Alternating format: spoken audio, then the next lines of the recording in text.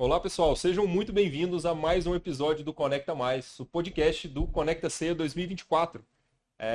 Fiquem ligados agora nesse episódio mais que especial, né? A gente está conversando aqui, eu e como co-host, né, o Anderson, ambos aqui coordenadores do CEIA, mas trocando uma ideia com o Magno Maciel, né? Ele que já trabalhou junto com a OpenAI, junto com outras empresas, né? Enfim, ele é CEO já também de empresas de tecnologia que fazem uso de ferramentas de inteligência artificial.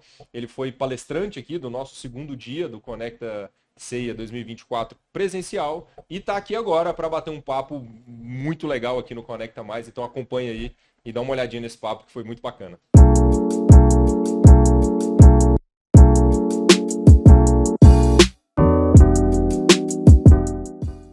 Olá a todos, sejam muito bem-vindos ao Conecta Mais, o podcast do Conecta Ceia 2024. Vocês acham que a programação termina quando o evento acaba? De jeito nenhum. A gente continua aqui conversando muito mais sobre pesquisa, desenvolvimento, inovação, ou seja, muita ciência aplicada e cada vez mais trazer isso de uma maneira sustentável e em conteúdo também. Então, trazendo aqui para vocês mais programação, mais bastidores. E eu hoje, né, nesse episódio, pelo menos, eu estou com uma bancada de peso, né? E não digo em quilos, né, mas em intelecto. Eu estou aqui não só com a minha pessoa, eu posso falar que é uma bancada não só de peso, mas grande, né? Acho que todo mundo aqui passa 1,85, então a gente está com 1,90 numa média quase aqui, então é uma bancada grande, vamos dizer, pelo menos. Então, me apresentando rápido, eu sou o Arlindo Galvão, então sou o coordenador geral do AXIT, né, do Centro de Competências Embrapa em Tecnologia Imersiva, mas eu estou aqui também com ninguém quase conhece, o professor Anderson também, que é um dos nossos coordenadores do CEIA, do Centro de Excelência em Inteligência Artificial, e, claro, um visitante ilustre aqui também, né, o Magno Maciel, que hoje está nos visitando e deu também a nossa palestra de abertura aqui no Conecta Ceia presencial. Então, para aqueles que não puderam estar presente e perder uma palestra incrível, a gente trouxe aqui hoje para bater um papo de tecnologia. Então, Magno, seja muito bem-vindo. Muito obrigado por visitar aqui o Ceia e o Axit. E fique à vontade para se apresentar e dar suas credenciais. Sua câmera é essa aqui. E a gente brinca aqui, né? Dê suas credenciais com zero humildade. Pode falar de onde veio, do que faz, do que fez. Manda bala. Essa parte é difícil, né? Porque falar da gente mesmo é esquisito, a não ser que você seja candidato político. Verdade. Não é o meu caso. Então, primeiro, satisfação demais estar aqui com vocês e de verdade bate um orgulho danado, né? A gente vê uma iniciativa aqui como o CEIA, que reúne tantos pesquisadores, tantos alunos, tantos professores, tantas empresas, assim, é incrível mesmo. Eu já tinha tido a oportunidade de conhecer um pouco por fora e agora conhecendo aqui dentro. É incrível. Eu venho nessa trajetória de tecnologia há algum tempo. Inteligência artificial acabou fazendo parte de alguns negócios que a gente vem desenvolvendo aí nos últimos anos. Então, eu sou sócio de uma empresa de tecnologia, que é a Serafim, e a gente nasceu como uma empresa que originalmente aplicava modelos de redes neurais para tomadas de decisão de investimentos. Isso eu estou falando lá de 2012, o que para a tecnologia significa milênio passado, né? Tudo bem que os modelos naquela época, olhados hoje, são rudimentares, quase que alimentados a lenha, mas de fato foi ali uma primeira experiência da gente ter recurso computacional para tomada de decisão, alimentação por dados, enfim. Essa trajetória acabei abrindo um caminho paralelo para a área de medicina diagnóstica, que aí a gente tem um negócio que é a Thermofy, onde a gente, aí sim, com modelos um pouco mais sofisticados, a gente está falando de algo que nasceu em 2016 para 2017, em que a gente aplica modelos de visão computacional para dar assistência a alguns diagnósticos. Então imagina que você hoje é capaz de tirar uma foto de uma pessoa, tudo bem que não é uma foto comum, é uma foto térmica, câmera infravermelho, e com a ajuda da máquina você tem hoje 14 diagnósticos que podem ser realizados com isso. E de uma forma rápida, de uma forma muito mais assertiva. Então a gente está envolvido nisso também. Essa empresa, até pela natureza dela, que a gente está falando de desenvolvimento de IA para a área de saúde, que a gente sabe que é uma área que tem muita regulação, depende de muita validação clínica que vem da pesquisa. Eu acabei enveredando também nesse caminho de pesquisa e aí o mundo é pequeno, esbarrei com algumas pessoas da OpenAI, a empresa que acho que todo mundo conhece, está por trás do ChatGPT. Tá famosinha aí, né? Startup que promissora. O que às vezes algumas pessoas não sabem é que a OpenAI originalmente é uma empresa de pesquisa. Sim. Inclusive a OpenAI Inc., ela ainda continua sendo uma empresa sem fins lucrativos. Não vou entrar muito nessa polêmica, porque tem toda uma controvérsia. Levantou agora 2,2 bi, sem fins se não me lucrativos, engano, agora, mas que vale semana. 75 bi de dólar. É isso aí. Eu também queria ter uma ONG assim. Mas, de fato, ela foi responsável pelo desenvolvimento de muita pesquisa e eu acabei me envolvendo com eles lá desde 2022. Estive com eles até o meio desse ano. E eu acho que a minha melhor definição, se eu tivesse que preencher um formulário e colocar lá o que você trabalha, eu colocaria que eu sou um educador. É a parte onde eu mais sou apaixonado, que é a educação. Então, desde 2017, criando conteúdo, criando cursos, tanto para segmentos profissionais específicos que poderiam se aproveitar do uso da IA. E aí, claro que eu fui no meu terreno, então a gente criou coisas para o mercado financeiro, depois para o mercado imobiliário, mercado de saúde, cursos para professores, inclusive, porque eu acho que a gente tem um dos maiores desafios de poder conviver do ambiente educacional junto com a IA, como é que a gente vai ocupar o mesmo espaço ao mesmo tempo. E aí tenho feito parte de algumas iniciativas de educação, seja do ponto de vista mais catedrático aí em graduação pós e plataformas livres que eu acredito que são muito importantes para a gente democratizar o uso da IA. Então, no final da história, eu sou mais um daqueles que está tentando furar a bolha da tecnologia, fazer com que a IA não seja somente algo restrito a esse ambiente tech. E nenhum problema com isso, acho que ela tem que estar aqui, ela nasce daqui. Mas o interessante é a gente estar vivendo hoje esse momento que IA virou um assunto de todos os departamentos, de todas as empresas, né? Legal demais. De todas as conversas de boteco. De todas as conversas, é no Uber, na fila do mercado, então... É isso aí. Isso que é muito legal. É isso aí. Bom, tivemos essa intro aqui maravilhosa, mas Anderson tá aqui como meu co-host, né? A gente tá aqui... Anderson, por favor, dê também suas credenciais aí. Imagina, ninguém me conhece, né? Ninguém, então... Tamo aí, pessoal, né? Junto com todos os colegas aí à frente do Centro de Excelência em IA. Eu sou engenheiro de formação, para quem não sabe, mas sempre atuei com desenvolvimento de software profissionalmente, na pesquisa com reconhecimento de padrões, que foi a mãe do que a gente está chamando de IA hoje. E quando teve essa convergência aí, foi uma oportunidade de juntar tudo, né, em torno ali de desenvolvimento e pesquisa. Mas enquanto o Magno falava aqui, né, eu fiquei com curiosidade de perguntar para ele assim, por muito tempo a gente meio que, de um certo modo, distinguiu se não, esse é um cara mais tech, ele é um dev, não, esse é o cara do negócio. E será que essa onda da inteligência artificial, será que a gente não tem a chance de fazer uma revolução nerd? Hashtag Revolução Nerd. A partir de hoje, o Ray-Ban, né, da Meta, ele vem com esparadrapo no meio, assim, agora, né? A gente vai impor uma nova moda nerd, já lembrando aí, o pessoal mais novo não vai entender a referência. Mas dá uma gugada aí que vocês vão entender. Eu cheguei a usar óculos com Durepox, então eu já tinha a versão aprimorada do... Olha só, à frente do tempo, tá vendo? Mas eu concordo, viu? Porque assim, eu acho que a gente tá tendo essa oportunidade de fazer com que o tema de IA, que está contido dentro do tema de tecnologia, ele esteja mais presente, acho que em várias outras esferas, né? E essa revolução nerd, eu concordo, e se precisar ajuda para carregar a bandeira, eu tô lá dentro também, porque é um pouco até do que eu tento fazer, assim, tirar a discussão e o aprofundamento técnico, não que ele não seja necessário, mas a gente precisa expandir isso. Eu até brinco que a gente precisa tirar a IA do laboratório para a sala de reunião. A gente precisa trazer isso para uma aplicação prática e, de fato, a gente tem recurso para isso hoje, né? Então, pouco tempo atrás, qualquer dessas ideias que a gente tem hoje em dia que são de rápida implementação seriam coisas restritas para as empresas com orçamento de milhões. Então hoje o que você é capaz de fazer no computador da sua casa, plugando uma API, onde a gente tem esse ecossistema de AI as a service e não AI como uma infra, nem todo mundo tinha uma infra à sua disposição, não só do ponto de vista do capex disso, né, da capacidade instalada, Bom, eu vou evitar perguntar a idade aqui para não entregar ninguém, mas enquanto ele falava, eu estava aqui pensando, né? Porque nós somos uma geração privilegiada, eu acho, que está vendo esse mundo da inteligência artificial emergir, conquistar e ganhar o mundo e tal. Mas, de um certo modo, me parece um filme um pouco repetitivo com outro ator, né? Eu, pelo menos, lembro um pouquinho da era do software, né? Em que quando eu estudava, fazia graduação, eu tive que gastar muito tempo explicando para minha família o que era um software. É, de uma maneira até fracassada, para boa parte deles eu não consegui explicar o que era um software. Hoje é banal a gente dizer que é um software, é popular mesmo para uma pessoa com baixa alfabetização ali, ela consegue entender mesmo que por analogia.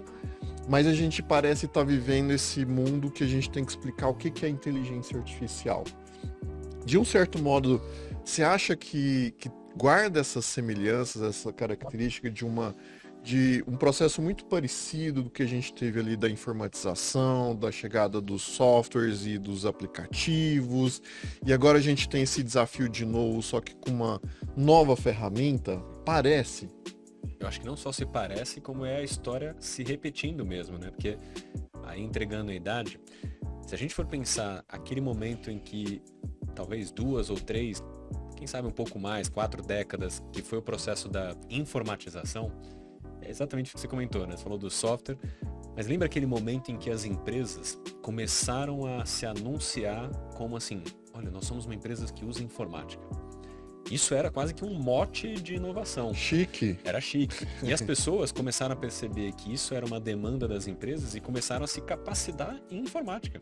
A gente viu os cursos de informática tinham em toda esquina, porque isso era importante. Então, naquele momento, as empresas estavam saindo da geração anterior, onde tudo era analógico, tudo era no papel, toda empresa tinha um arquivo que pesava toneladas, e a gente começou a ter os primeiros computadores sendo usados. E isso foi uma revolução. Talvez a gente esteja vivendo novamente isso, onde ainda é um mote, ainda é uma coisa que você estampa na fachada da empresa, você coloca um outdoor que, olha, a nossa empresa é uma empresa de IA, ou é uma empresa que usa IA, ou uma empresa que oferece IA. Isso ainda faz parte do rótulo do negócio. O que eu acho é que talvez em algum momento a gente comece a estar num nível de aplicação dessa tecnologia tão amplo, que é a mesma coisa como hoje nenhuma empresa se anuncia como uma empresa informatizada, porque isso é óbvio. Não existe uma empresa no planeta praticamente que você entre e não tenha um computador. Não faz sentido isso. Então é uma bandeira que não é mais algo que o diferencia. Portanto, IA, eu também acho que a gente vai começar a ter não um decaimento da aplicação da IA, mas eu acho que é uma normalização de como ela é percebida e divulgada. Simplesmente vai ser algo presente. Exato. E não é bala de prata, não é uma ferramenta, né?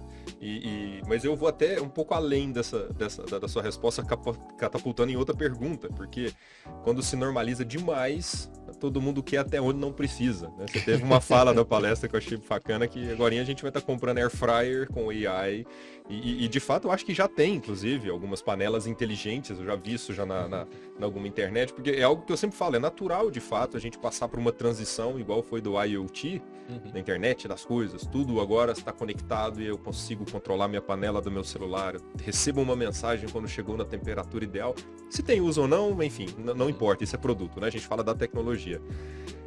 E aí a gente passa por essas transformações do AIoT, né? A inteligência artificial das coisas, em que agora não necessariamente ela precisa estar na internet, ela já consegue conversar com essa panela, não sei, mas por esse outro lado, a nível de produto, é algo, fatores facilitadores, né, alguns hypes de mercado, até aí ok, mas quando a gente entra no corporate, que é o que a gente, enfim, acho que eu e o Anderson, a gente tem umas 100 e tantas prospecções com empresas buscando ceia por mês aí, tranquilo. E em geral, sei lá, agora estatísticas tiradas da minha cabeça, viu? Vozes da minha cabeça aí, que mais de 70%, ou por aí, a gente de fato tem que convencer o cara da não tecnologia. Às vezes isso não é para você. Não é o momento. Não é o momento, ou não tem o dado, ou ainda não tem o roadmap da solução completa para agora e a gente põe IA, né? Não, a gente está pensando em ter IA E aí, de fato, talvez o que a gente faz hoje, as soluções que a gente gera, não faz sentido para todos. Então, a minha provocação maior é, né? Até onde só o selo de IA, né, valida um negócio. Ou seja, temos IA, somos um bom negócio. Esse eu acho que é a associação de uma imagem e que, de fato, isso é muito arriscado. A gente tem muita, enfim, fora uma metodologia, algum cara no porão de uma casa treinou um modelo e já vende isso como a melhor solução. Então tem uma lacuna grande aí pra gente vencer, né? Eu acho que tudo na vida tem lado bom e lado ruim, né? A gente tá falando do hype da IA, essa história da IA virou moda. Tem um lado bom, claro, porque a gente tem mais jovens querendo entrar nessa carreira, a gente tem mais recursos sendo aplicado, a gente tem mais atenção da sociedade para isso é fantástico. Acho que ajuda a acelerar o motor.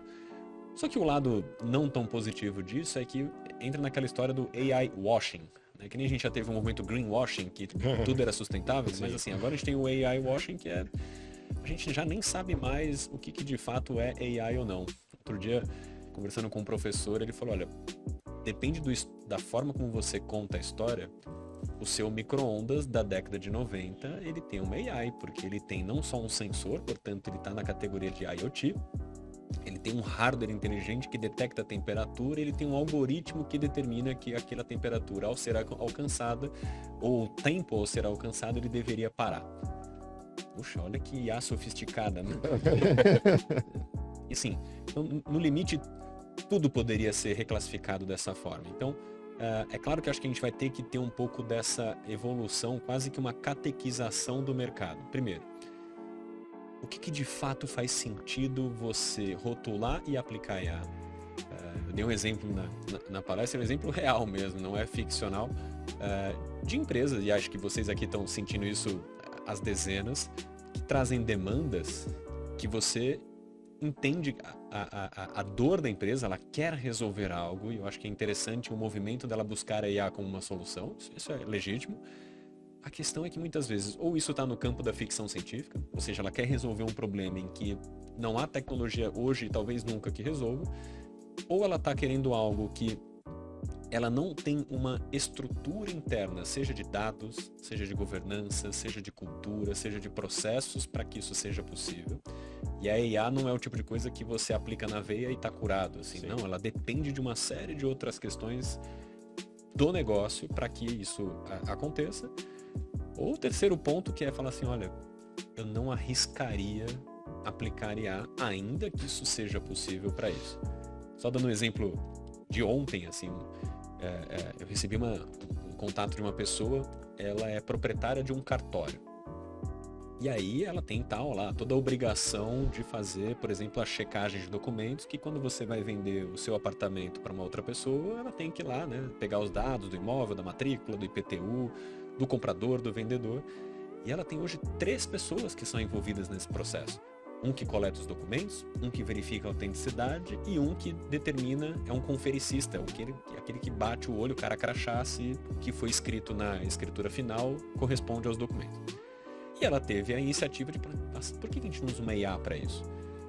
Onde eu poderia ter simplesmente o documento sendo enviado pelo vendedor, a IA já faria tudo sozinha, emite o documento e pronto. Será que a gente, primeiro, tem um recurso técnico com 100% de confiabilidade? Porque aqui a gente está falando de uma operação que a gente chama de missão crítica, né? Crítico, exato. Você nunca pode errar nisso. Segundo, o quanto que isso ele vai ser realmente usado pelas pessoas, no sentido, será que as pessoas vão confiar de vender um imóvel simplesmente mandando um documento assim, aí uma IA interpreta e está feita a transação? Os cartórios existem ainda, não por falta de tecnologia, mas por uma questão de fé pública. A sociedade foi estabelecida para confiar num agente que foi homologado para ser o validador das coisas. Alguém olhou o seu documento para saber que aquele imóvel que você está comprando, ele existe de verdade. Então tem coisas que eu acho que elas são indeléveis no comportamento, seja humano e das empresas. E aí, eu gosto muito de um pensamento que diz que, e é uma impressão minha, assim, quanto mais eu estudo a IA, mais eu valorizo o ser humano. Mais eu acho que a gente está no nosso momento mais nobre da história, assim, porque se a gente está tirando dos nossos ombros as responsabilidades daquilo que é commodity, que é operacional, que é repetitivo, realmente a gente nem é bom nisso, a gente nem é bom em repetir coisas, a máquina é muito melhor. Sobrou para a gente a parte nobre, né? O conhecimento específico, a validação, as relações interpessoais. Então, eu acho que a gente está vivendo aí um pouco desse momento de mudança de paradigma em como a gente interage, né? Excelente. Mas eu estava aqui, quando você falava, de fato, no mercado, tentando entender como usar IA, né, para aproveitar essa onda de oportunidades que está na porta. E aí eu fiquei pensando o seguinte, de fato teve esse movimento da informatização, né, que acabou permeando toda e qualquer empresa algumas décadas atrás, isso acontece em algum nível até hoje. Mas eu tenho a impressão, e eu acho que como você circula muito no ambiente corporativo e vive esse sonho da revolução nerd, né? De ser alguém com formação técnica, mas que transita bem no ambiente de negócio, de produto. Você acha que hoje talvez essa seja a grande oportunidade das empresas que não necessariamente são nativas de tecnologia, porque uma coisa é por exemplo, uma software house, né, fazer IA, fazer produto de tecnologia, outra coisa é assim, pensa numa empresa de turismo, ou uma empresa de comunicação. De repente, né, a estratégia da empresa pode estar sendo desafiada agora a repensar. Vou pegar o caso do turismo aqui, que talvez seja mais acessível a todos nós, né? Você eventualmente viaja em algum momento. E aí, antigamente, você tinha aqueles guias, né, de lugares, folders, né, impressos sobre o que visitar em tal localidade. E hoje, por mais que seja... panfleto na casa de turismo, né? Você chega tem um monte de cartõezinhos. Exato. E por mais que seja uma experiência absolutamente física, você quer ir lá. Por enquanto, você não quer ir lá no metaverso. Não, você quer estar lá, você quer se desconectar das suas atividades e viver aquela experiência física. Mas mesmo essa experiência física, hoje, aparentemente, ela começa no digital. Ela começa com algum algoritmo de IA te sugerindo alguma coisa, alguma experiência, algum voo, algum lugar. E aí uma empresa, de repente, que era de turismo, né, que tinha que se preocupar com a vivência física, ela muito provavelmente está sendo desafiada a ser muito boa de tecnologia para competir com outros que já estão fazendo isso, né? Minha última viagem, eu fiquei pensando sobre isso enquanto você falava da informatização, eu falava, cara, é mesmo, né? Parece que tá essa mudança, porque essas empresas, possivelmente a TI dela, até hoje, ela era operacional.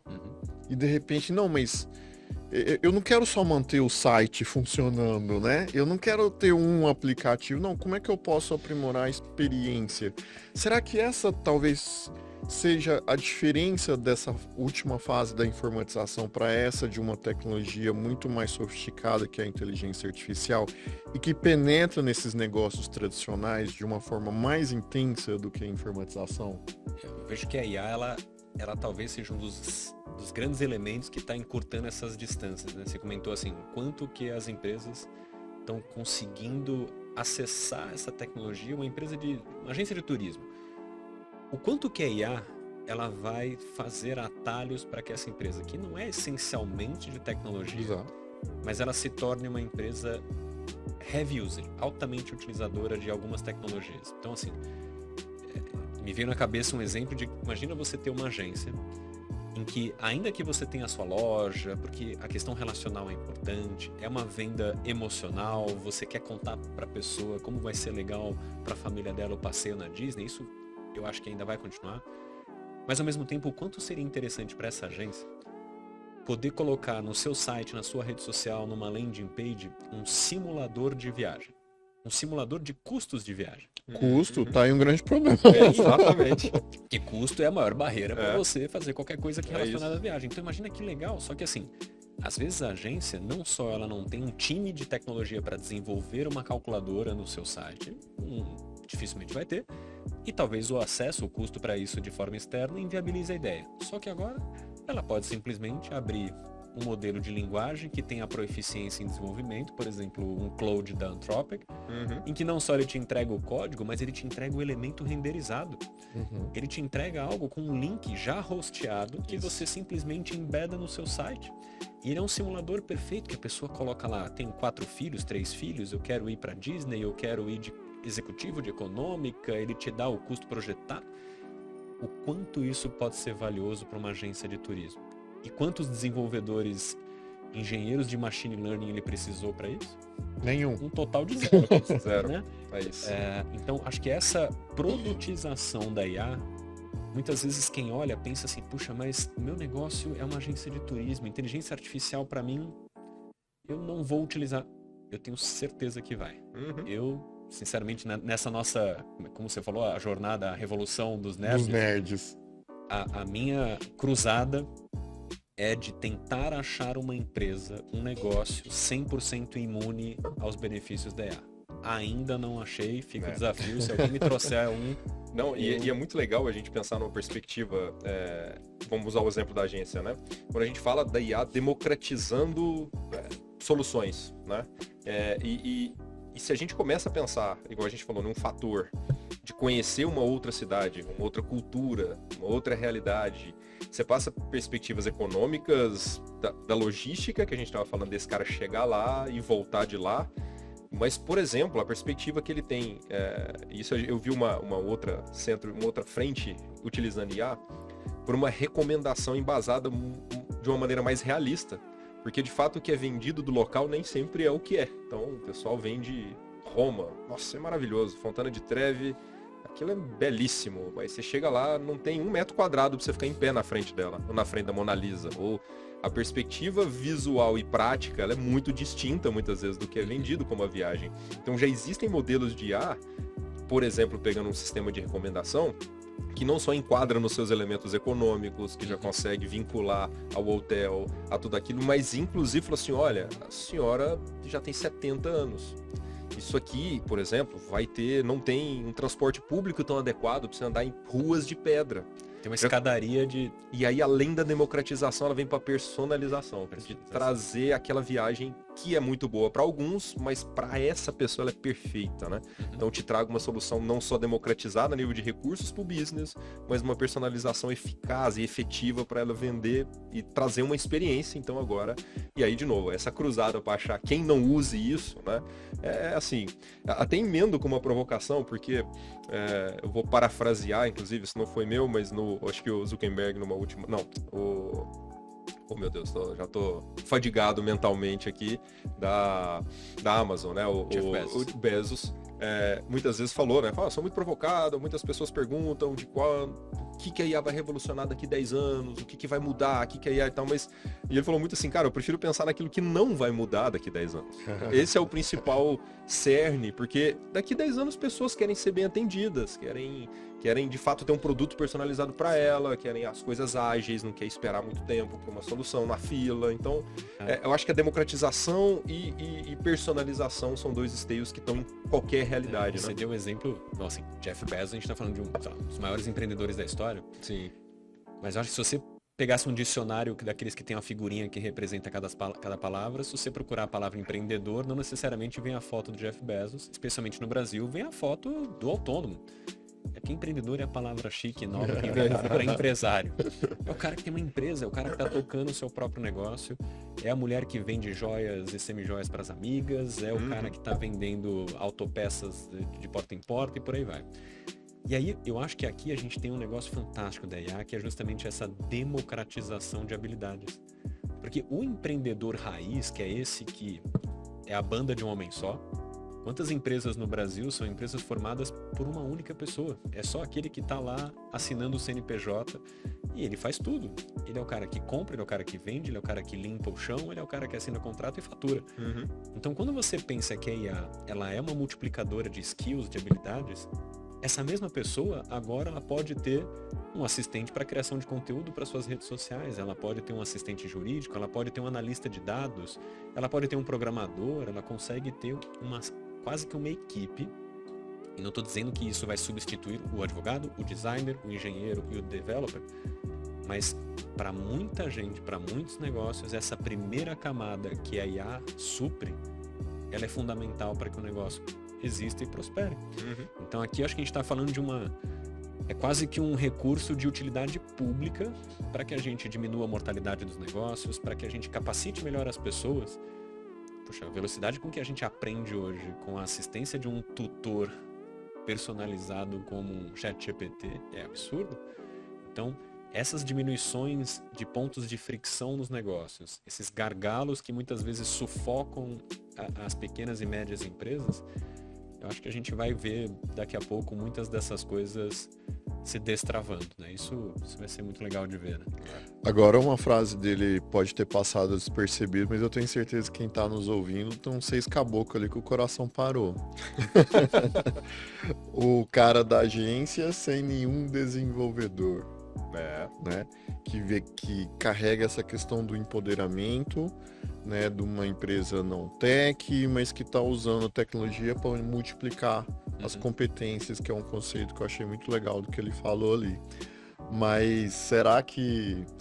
E eu lembrei, obviamente, a gente está no mundo da IA, né, sempre vai fazer palestras, divulgação, e as pessoas sempre perguntam, principalmente de áreas meio, né, você vai dar uma palestra ali para, né, grupo de jornalistas, quer saber o impacto da IA no jornalismo. Você vai falar setor de turismo, querem saber o impacto do guia no turismo e na agência e tal. Mas e esse impacto no desenvolvedor, né? Então eu vou pegar essa fogueira da polêmica, eu vou apagar o fogo com gasolina. Então, assim, eu parto um pouco do conceito. Não sei se vocês lembram o Steve Ballmer lá da Microsoft, sei lá quando ele falou naqueles eventos que eles faziam, que somos todos developers.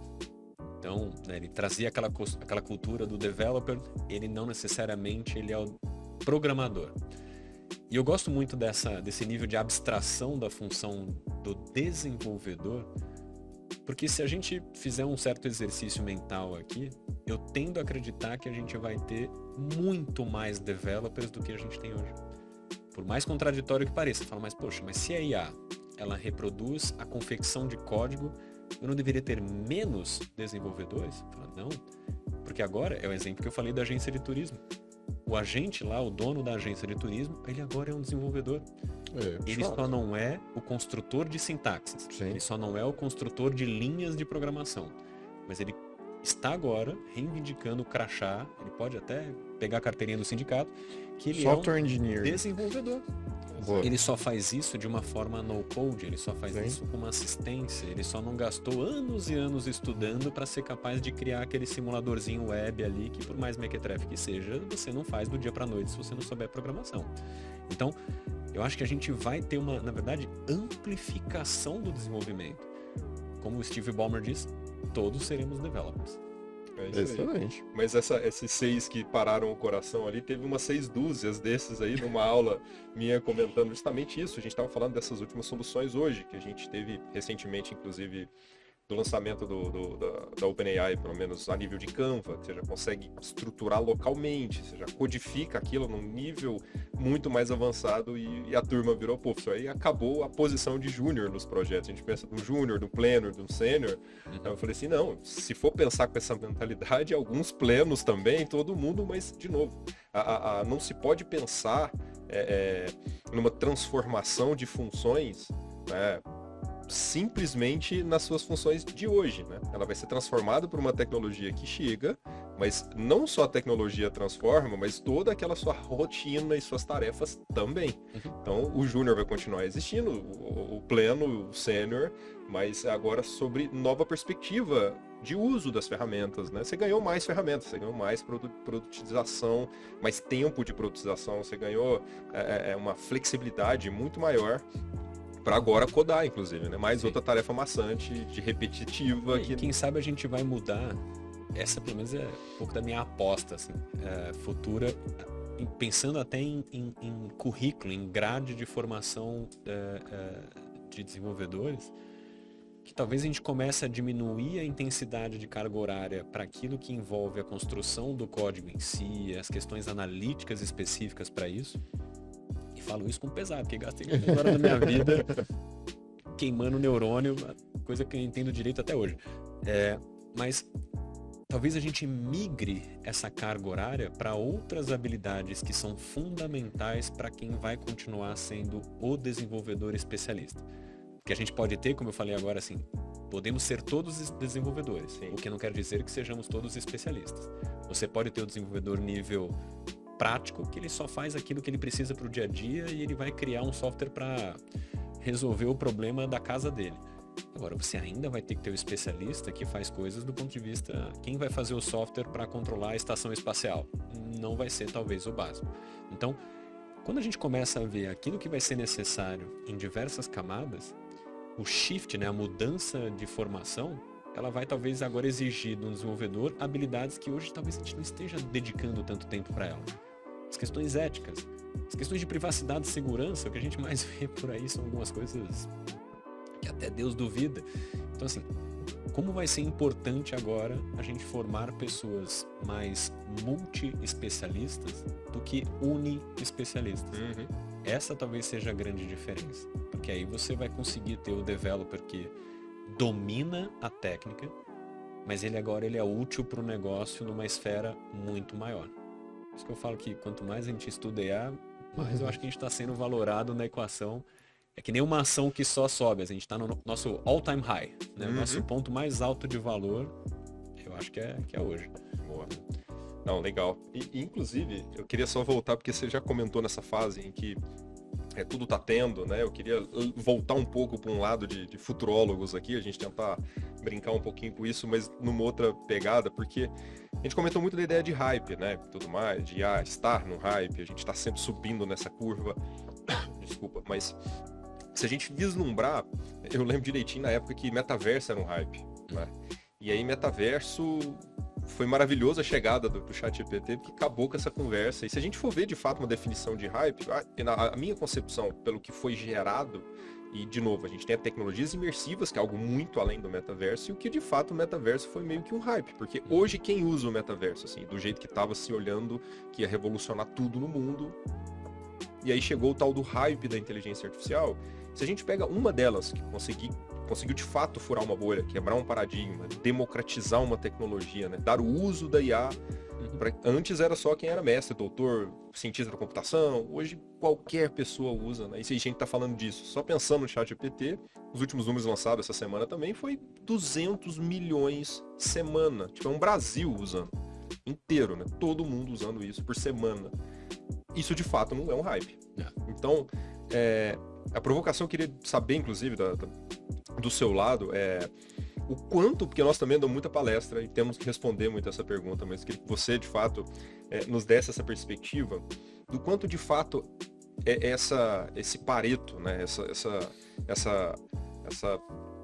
Esses dois mundos de fato isso não é um hype, mas isso tem uma posição gigante, isso transforma vidas, sociedades, né, políticas públicas em muitas esferas, e também não é a bala de prata, não é um milagre, né, não é algo que simplesmente você instala um software e muda a realidade da sua empresa, dos seus estudos, enfim. Então, o como administrar de fato expectativas. Eu vejo que assim, a questão do hype, não só eu não acredito, e aí por N motivos que IA é hype, mas principalmente pelo fato de ela ser talvez um elemento deshypador de outras tecnologias. Pois é isso aí. Você deu um ótimo exemplo, né? O metaverso foi aquela coisa que, puxa, isso aqui vai mudar o mundo, a experiência, as pessoas vão experimentar coisas de uma outra forma. E aí, alguns especialistas julgam ou dão diversos fatores pela qual isso não se popularizou da forma como se imaginava. E talvez um dos elementos seja o fato de ambientes de metaverso serem estáticos. Quando você tem um ambiente estático, obviamente ele não representa a vida real. É que nem um jogo. O jogo, se você tá ali, só tem você como um player real, e você tá brincando com os NPCs, né, os non-playable characters, aquilo não tem tanta graça. É mais legal jogar com outros humanos. A interação, ela é real, ela é mais aleatória, ela é muito mais rica. E por que isso tem a ver com a IA?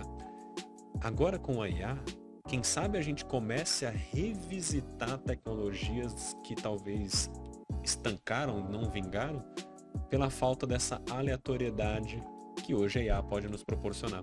Então imagina que se eu tivesse num metaverso, e aí vamos sair daquela análise do metaverso como um brinquedo em um jogo de computador. Imagina uma empresa que usa o metaverso para fazer simulação de acidentes de trabalho. Eu vi coisas fantásticas já nesse sentido, só que por que isso não avançou? Porque a empresa criava treinamentos de acidentes de trabalho, tem uma empresa, uma indústria que ela pode colocar um simulador de metaverso para aquele funcionário que está sendo treinado, para que ele entenda todo o ecossistema fabril e ele identifique pontos de risco no maquinário. Só que isso é um cenário estático.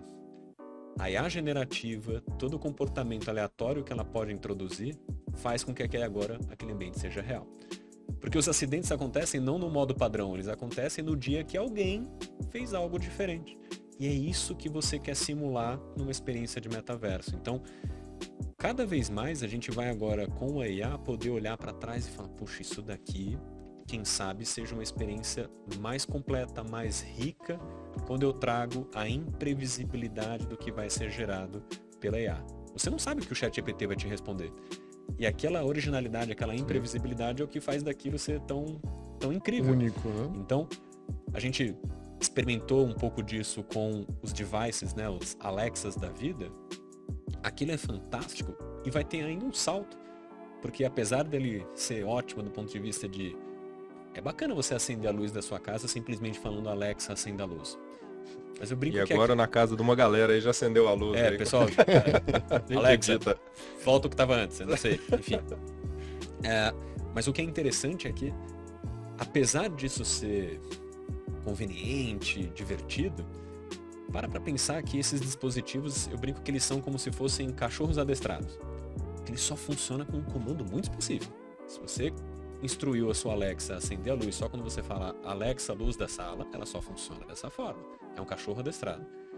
Quando a gente revisita essas tecnologias com o tempero da IA generativa, da capacidade interpretativa, dos modelos de speech to text, de speech to speech, em que agora eu consigo ter cognição nessa experiência, é aquela história de você levantar no meio da noite e buscar um copo d'água na cozinha, e se você der um belo de um tropicão na mesa e falar, caramba, tá um escuro aqui, quem sabe a sua Alexa interprete a situação, entenda a sua necessidade e acenda a luz. Hoje ela não acende. Você pode tropeçar 10 vezes que ela vai te continuar deixando no escuro. Então, eu vejo que a gente vai estar deshypando uma série de tecnologias que, quem sabe, vieram um pouco antes da hora, né? Foram prematuras. Boa. Perfeito. Você vê que são experiências singulares, né, que o Magno traz pra gente e bastante lúcidas e maduras. E me fez acreditar mais na revolução dos nerds. O pessoal pode se juntar ao partido das revoluções dos nerds. Estamos vivendo essa era, olha que beleza, né? Saímos de baixo de uma frente muito menor e hoje, se for ver, é muito legal ver idosos de outras áreas, por exemplo, que é aquele padrão, né? Aquele estereótipo do cara que não entende tecnologia nem nada, vindo discutir ChatGPT, assim. Isso eu acho fantástico, é uma quebra de paradigma muito grande do uso que ele estava fazendo. E aí você vai pro Uber, que muitas vezes é um cara que pode ser visto, o cara não é muito instruído, que nada. Eu conversei esses dias com o Uber que falei, cara, a gente sempre aprende, isso aqui é muito legal, né? Quanto mais a gente estuda, mais a gente vê que não sabe nada. O cara, independente disso, ele trabalha também com parte de manutenção de celulares. E o cara é um exímio prompt engineering, sabe? Mas assim, de uma qualidade, inclusive, que ele estava mostrando, que se ele precisa trocar um chip, ele não lembra a tensão, ele vai lá e pergunta, cara, qual que é a tensão que eu não queimo o RS, fala o código do celular do Samsung, modelo tarará, não, tudo bem. E tem um copilot do lado dele que o torna... Então, é o que a gente sempre prega, né? Não é olhar a inteligência artificial nem como ameaça, nem como milagre, mas é uma inteligência nem artificial, uma inteligência aumentada. Né? Vamos nos tornar super profissionais, né? Pessoas melhores, pessoas mais capazes, e então trazer à tona a nossa revolução nerd aí. Esse seu exemplo é ótimo de como a gente vai cada vez mais usar IA sem nem lembrar que é IA. Então, assim, Eu não acho que tem alguém no planeta hoje que fala assim, eu uso todo dia um recurso web de web scraping e indexação para busca de dados. Não, você usa o Google. É isso aí. Entendeu? Ninguém fala desse jeito. Assim como daqui a pouco a gente não vai mais estar falando que usa IA generativa para gerar conteúdo, ou a gente usa um chatbot de um large language model para poder ter respostas. Não, você simplesmente vai lá e faz. É que a gente ainda está nessa fase de contextualizar a tecnologia. A gente tem a tendência de querer colocar ela em potinhos. Né? Então, não, eu sou uma empresa que usa um LLM para tal coisa. Sim. Você simplesmente entrega uma solução. Maravilha. A gente já tá indo para um finalmente aqui, passa muito rápido, né? Já estamos aí indo para finalmente, no sentido de 40 e tantos minutos já se passaram, pareceu que passou 15 aqui para mim. Mas eu queria ir para um lado aqui, Magno, porque você encerra a sua fala, então, lá na palestra daqui do evento, citando uma frase muito bacana e que eu sempre gosto muito quando a gente conclui, eu acho que o raciocínio de uma palestra, de te voltar essa mesma frase, mas com um ponto de interrogação no final. Então, a IA é a última criação humana ali, individual? Então, será que a IA é o último feito?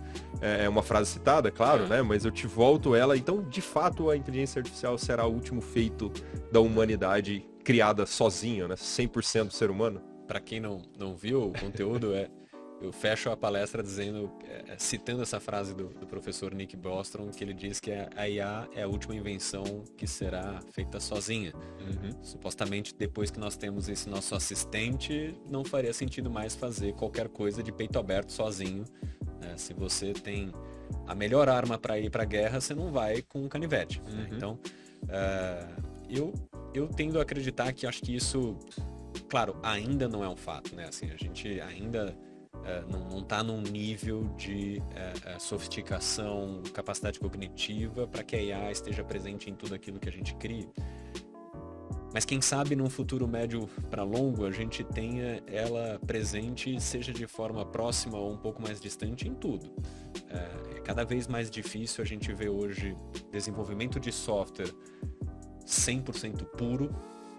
A gente vai começar até a ter esses termos, né? Isso aqui é um software puro? Não, esse aqui já é um software híbrido, porque ele foi com assistência de IA. A gente já não vai ter mais desenvolvimento de vacinas, remédios, pesticidas e por aí vai, sem ter simulações ou desenvolvimento com apoio da IA também. Então, eu acho que esse privilégio, né, que a gente tem de sermos contemporâneos dessa tecnologia é muito bacana. Então, o quanto que nós que viemos, mais uma vez entregando a idade aqui, da época do disquete, ou até antes disso, aí já... Eu acho que teve uma galera ali ouvindo que nem sabe o que é isso. Disquete, o que é isso? Era usado pelos incas na época, enfim. Então, o quanto que agora a gente consegue ter essa amplificação. Então, para mim, a palavra que resume o que é a inteligência artificial, ela é amplificação. É você não mais estar restrito à sua área de domínio.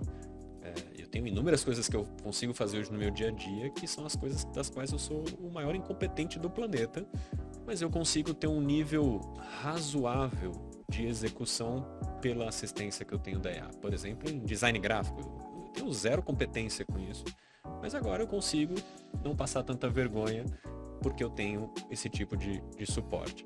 Então, seja em coisas triviais, banais do meu dia a dia, como essas, assim como as coisas mais complexas que a gente vai ter a desenvolver, eu acho que teremos um bom nível de assistência promovido por tudo isso. Fantástico. Não faz sentido desperdiçar. É isso. Anderson, é isso aí? É isso, fantástico. Geramos um contexto muito rico aqui, né? E o Magno alimenta esse nosso sonho da Revolução Nerd. Vamos mandar fazer a camiseta, vamos fazer. Vamos aí. Mas, e são tempos singulares da gente ser testemunha ocular, não só testemunha, mas ajudar a construir com uma parcela, mesmo que pequena, de contribuição de tudo que está acontecendo, né? E isso, eu costumo dizer para os meus alunos que tudo que importa no final é se o produto fica mais barato e mais acessível. e que o único juiz de tudo, por mais que tenha lobbies, classes que resistam, né? Né, o desenvolvedor também vai ser afetado, vai, mas se isso levar à redução de custo, não há lobby, não há resistência que aguente, né? Porque foram essas automações ao longo, né, da história recente da humanidade que fez com que a gente tenha roupas mais acessíveis, alimentos mais acessíveis, produtos e serviços mais acessíveis, na verdade. E isso, o consumidor é o juízo final, né?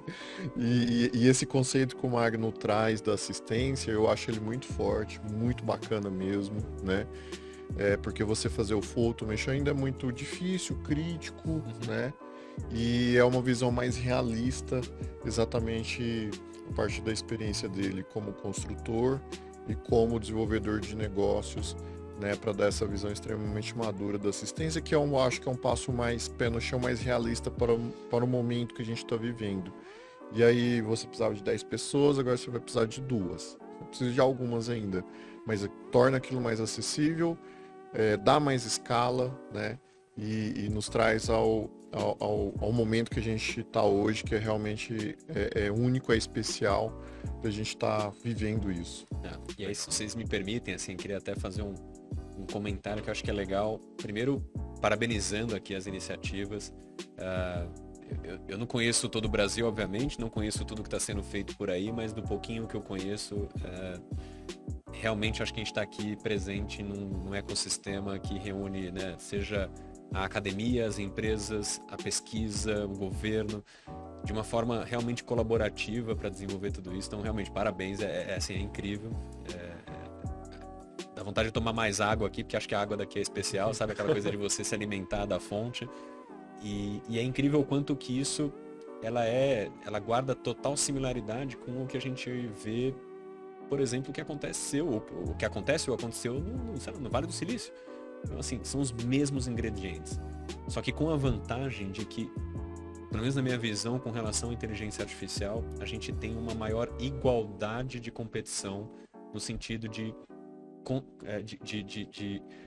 cronograma. Sim. Todo mundo começou meio que junto. Exato. A largada foi dada relativamente de forma igual para todo o ecossistema.